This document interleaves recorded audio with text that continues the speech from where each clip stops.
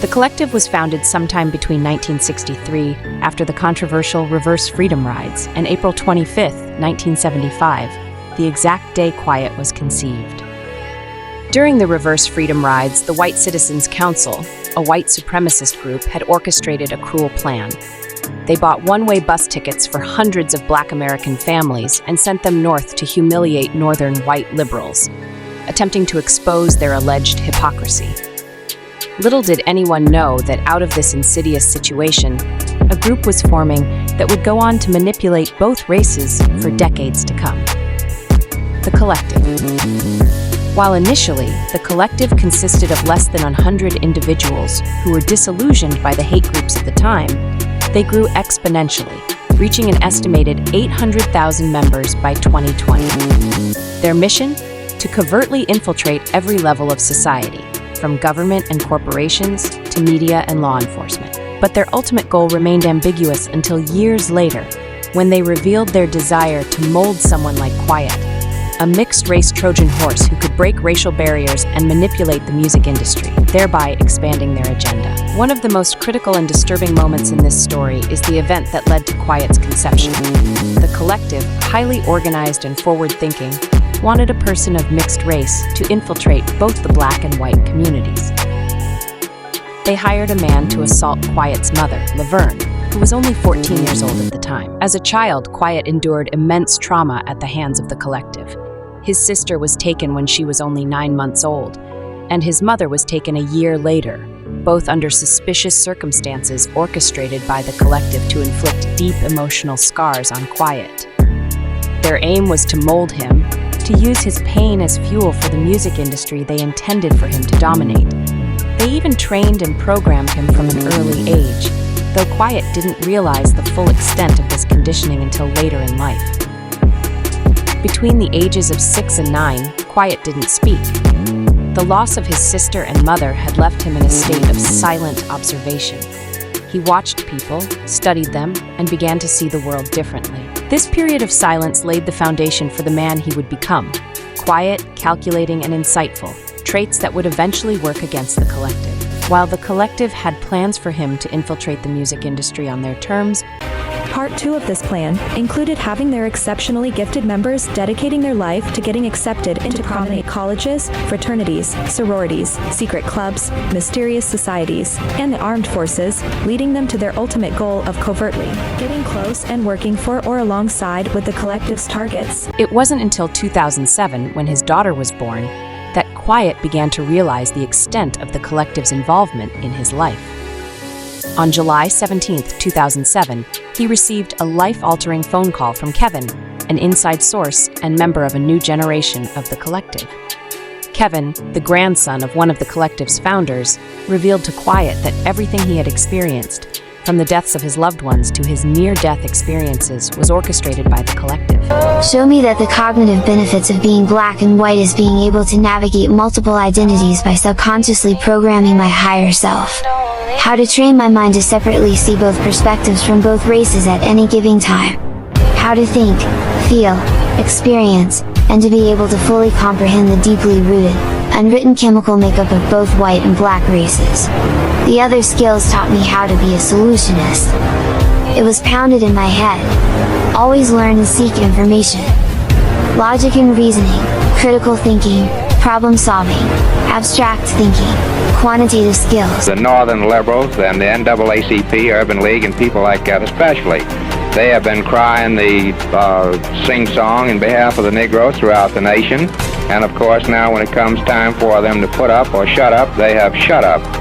That was George Singleman, Reverse Freedom Rides organizer, using people, human lives, as pawns to make a political, and let's face it, racist points.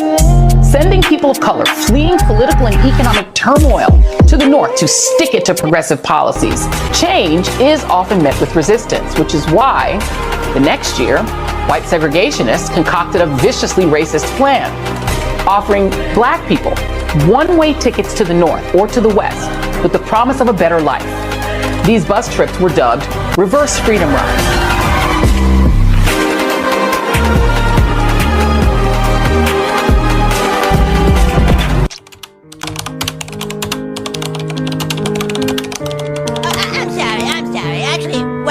what? Welcome to Black October. I'm from a parallel universe. Southern segregationists hatched this plan to be cruel, for certain, but also to retaliate against Northern liberals who they believed would be unable to accommodate their new black residents. It exposed them as hypocrites.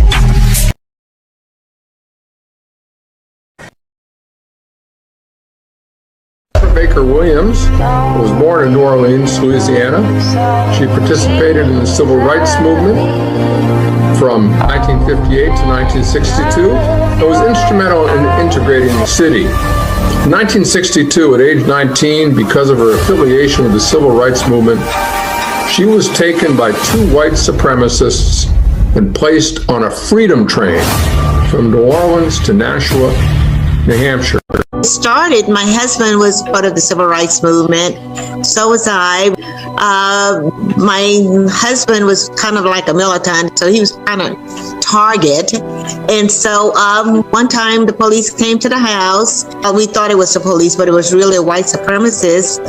And I was pregnant with my fourth child, and they pulled him out of the house and they took him to jail. And then when he came out of jail, he had on a cardboard that says "nigger, stay in your place," and he had to take the bus. And when he came home, well, while they were grabbing him, there were a gas line next to our house where I climbed on a gas line because they were going to take both of us. He was traveling on the bus with a few others, and he ended up in Manchester at the Army base. Okay, so then they came after me to get me out. I was still pregnant and like closer to 7 months, and they said I only had like 30 minutes to get all my things, meaning 3 babies, and get out. They came back, and when they came back, I was only able to collect about 2 changing of clothes for 3 kids, and a whole bunch of baby food, jars of baby food. Then they took me to the train station, of which I was met by supremacists. It was a gang of them, but 2 of them hopped the train with me. In Manchester, New Hampshire, on April 25th, 1975, a young black teenager was raped and impregnated in order for her to give birth to a black and white child. Me. My mother wasn't just randomly raped. All that extra schooling was to train me and condition. They were having girls raped and the kids programmed from 2 years old to 14, just like I was, just so we could fit into their agenda. But when I was 14 and I refused to write and create songs with all that weird shit, that's when my closest family and loved ones started dying under suspicious circumstances. Sounds nuts, but where's the lie? Now, that's me on the left, and that's my brother Daniel on the right. Thing is, we're days apart, same age. But my mom got raped on the East Coast and his on the West. Our dad had to have raped them both within days, if not the same day. When I finally called to tell him that I was his brother, conveniently, he died just days before. Heart complications. My ass. Something just doesn't add up. This happened with my sister Solange right before I met her. She died. And then a year after that, my mom died. This is fucking nuts, but I guess I'm just tripping.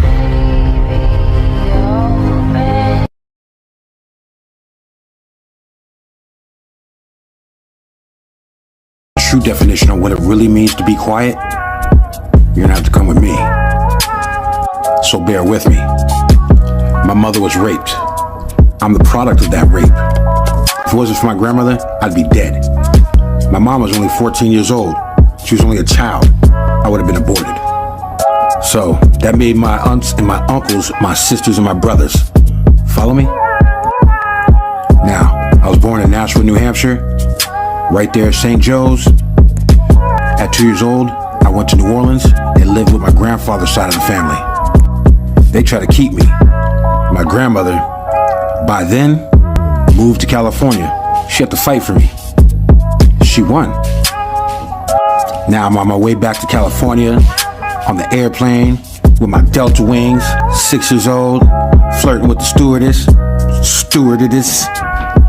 An hour before I got there, my sister Solange, 9 months old, died of SIDS. The fuck? 60 minutes.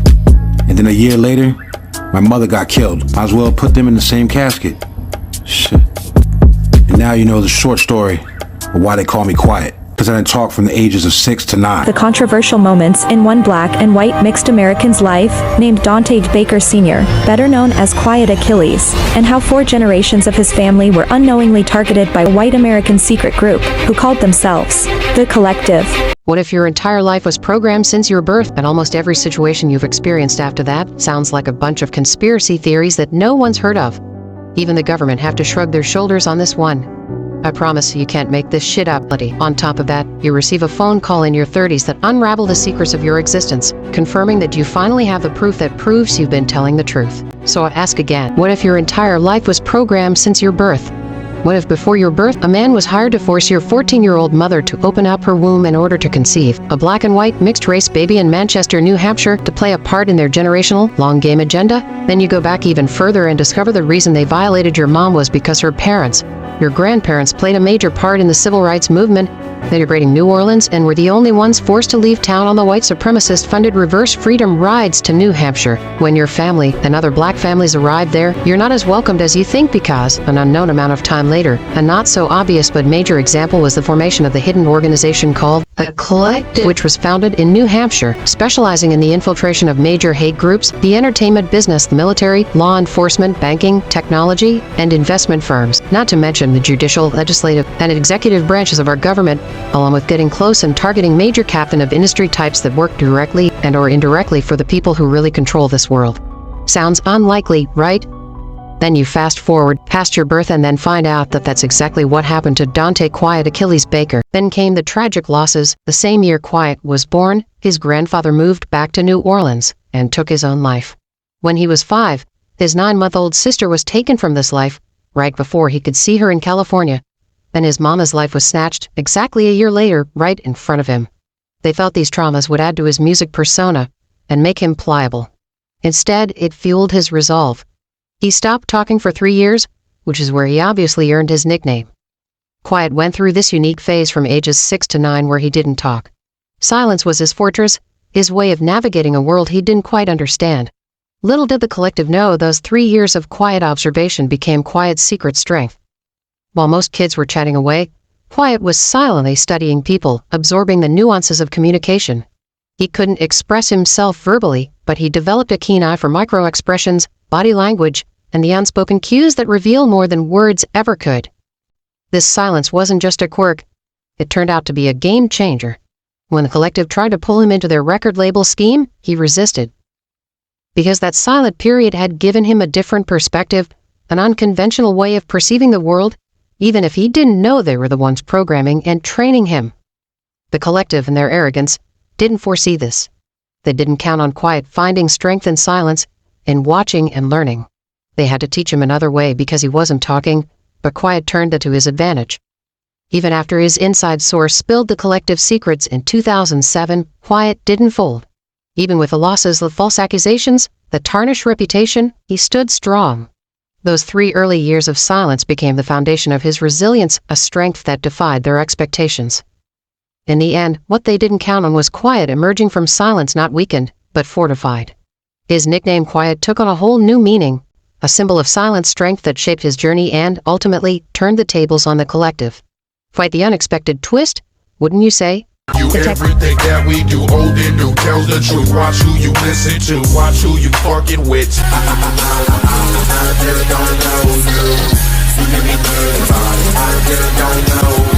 a daddy and a son, a convict and a drunk. When I'm a boyfriend, I'm in love. When I'm not, I'm just a fuck. I'm bitching and I'm venting for the simple fact that no one ever listens to the real niggas that really rap. So what up? Conceited and I'm stuck up. Snitches, shut the fuck up. Never seen when I snuck up. Drink it away, me and Jose, alcoholic tendencies. Probably be better without the vendetta, dreaming of the demons inside of me. Checking my phone when you're alone, checking my texts, calling my exes. This is ridiculous, doesn't make sense. bitches reading my message, delete my pictures. Thank you for being the reason I could keep on going. No one's showing me reality, even when you mad at me. Look at mommy, she got me, nothing can stop me. Poppy got your back too, this is what we do. Duck, duck, go, I'm living it slow, living it fast, living the past, living the now, living the later, the fakers, the traitors, the failures, the haters. Acid titties, different cities, different faces, different races, fucking in different places, fast, slow, different paces.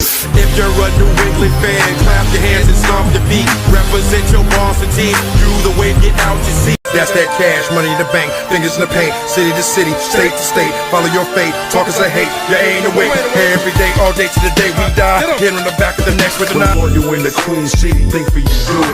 Don't come to Manchester on some shit acting stupid.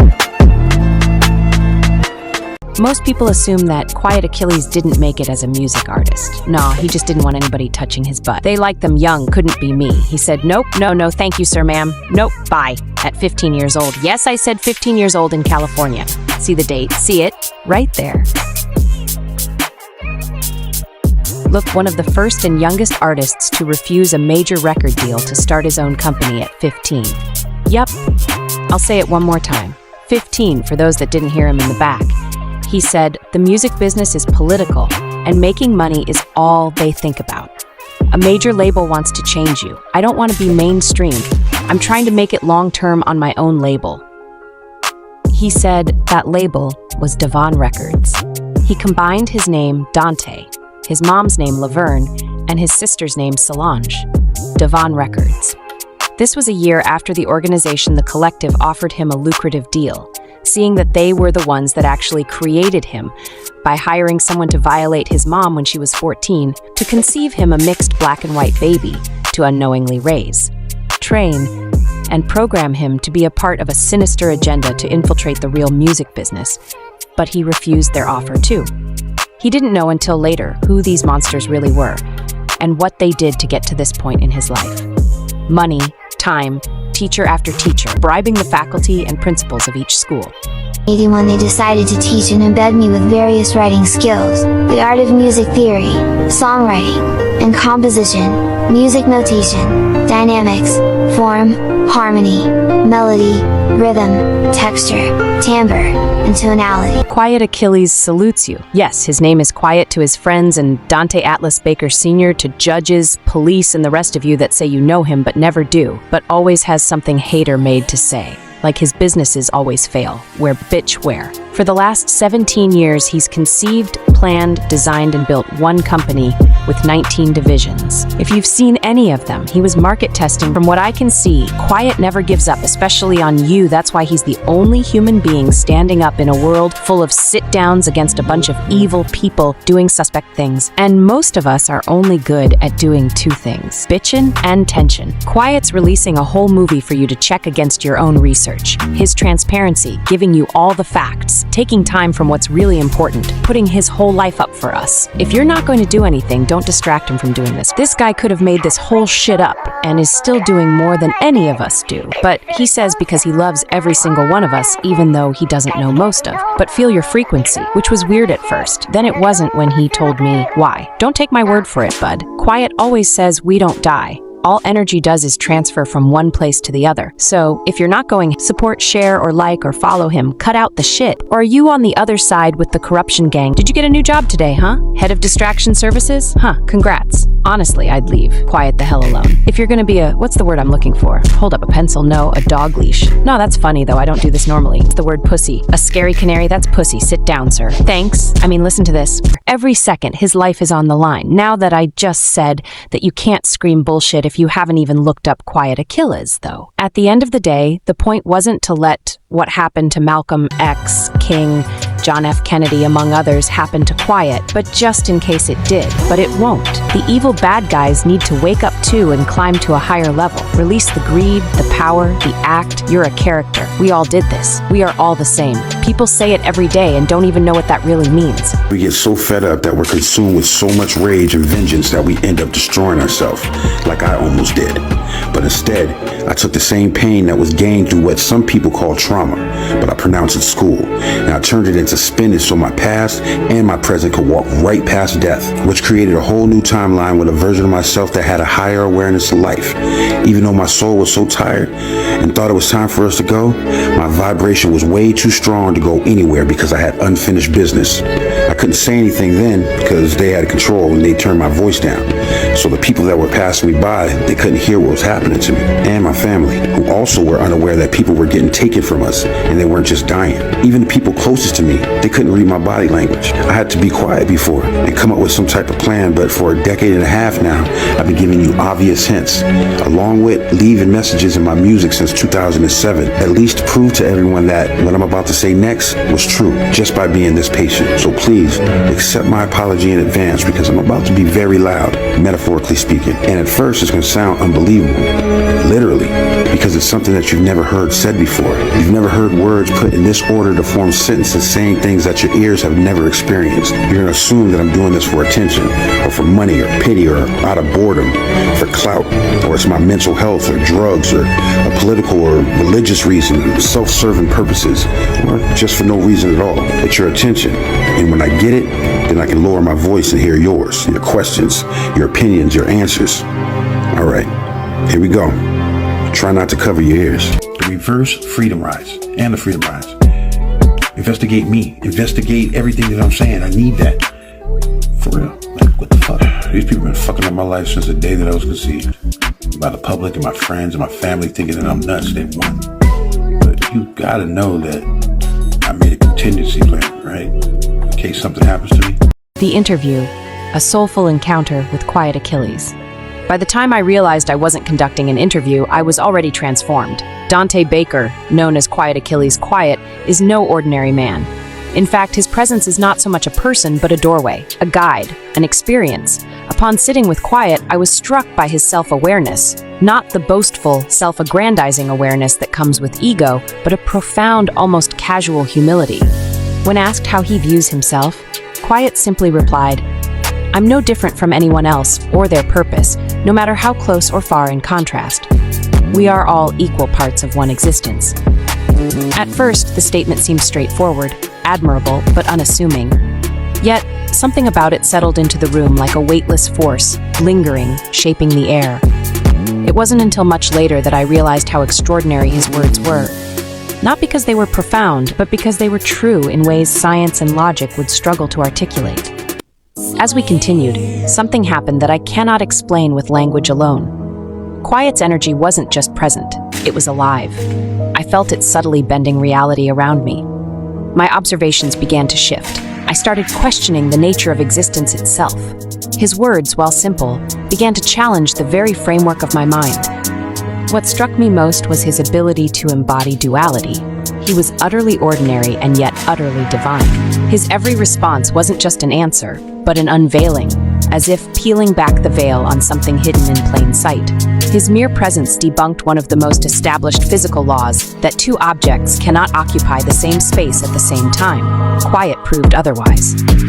A realization that transcended at some point. Though I couldn't pinpoint exactly when, I began to cry. But it wasn't a choice. It wasn't sadness. It wasn't joy. It was something deeper, primal, and beyond emotion.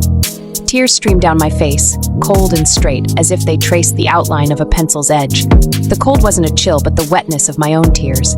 I didn't stop to analyze why I was crying. Quiet never interrupted or acknowledged it, and somehow, that silence was the answer itself. My tears, my emotions, weren't an interruption. They were part of the process. By the end, I understood the meaning behind them. I wasn't crying because I was sad. I wasn't crying because I was overwhelmed.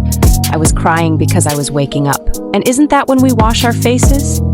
When we first awaken? That's what Quiet was doing. He wasn't leading an interview. He wasn't answering questions. He was gently guiding me through every layer of my being toward a place I didn't know existed within myself.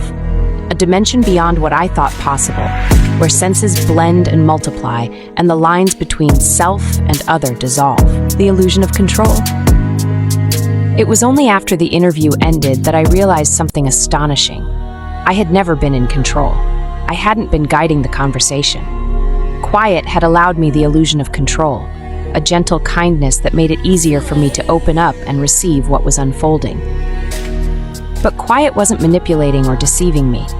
He was a mirror, reflecting not just who I was, but the layers of existence that surround and connect us all. By letting go of control, I began to feel the deeper textures of life itself. The way sound isn't just heard but felt.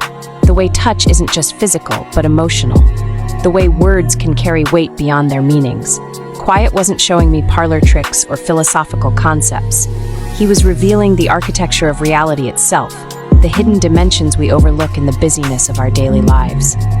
A force, not a person. By the time it was over, I wasn't sure if Quiet was a man, a force, or something else entirely. But one thing became clear. What he offered was not knowledge, but awakening. He reminded me that we are all connected, threads in the same infinite tapestry. I promised myself to share his words, but no transcription could capture the essence of what happened. Quiet didn't just speak. He showed me that existence is far more intricate, alive, and interconnected than I could ever imagine. This wasn't an interview, it was an awakening. And for that, I am forever changed.